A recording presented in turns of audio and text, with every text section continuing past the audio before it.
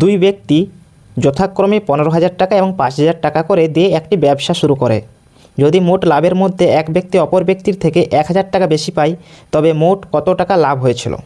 তাহলে তারা বিনিয়োগ করেছিল কত না, একজন 15,000 টাকা এবং একজন 5,000 টাকা। তাহলে তাদের মূলধনের অনুপাত হচ্ছে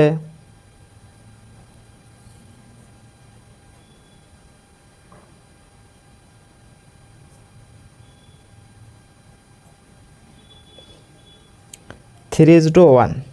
এই অনুপাতেই তারা লভ্যাংশ পাবে। কিন্তু কি বলেছে, একজন ব্যক্তি অপরজন ব্যক্তির থেকে 1,000 টাকা বেশি পায়, তাহলে তাদের মূলধনের অনুপাত কত? পার্থক্য 2। তাহলে লভ্যাংশেরও পার্থক্য 2 হবে। অতএব 2 সমান 1,000 টাকা। এবং টোটাল লভ্যাংশ কত সেটা বার করতে বলেছে। তাহলে টোটাল মূলধন কত? 4, আর 4-এর অনুপাতে লভ্যাংশ হবে। অতএব 4 সমান কত? তাহলে 2-এর সাথে 4 কাটলে 2 হয়ে গেল। 2 × 1,000 সমান 2,000 টাকা। এটাই হবে উত্তর।